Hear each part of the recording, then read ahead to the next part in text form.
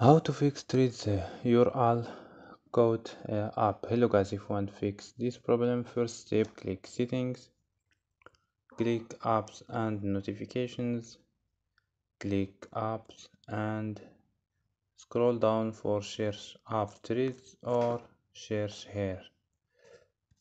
Go to app trees, go to force stop, click ok, and go to storage, click clear data and click ok and click clear cache.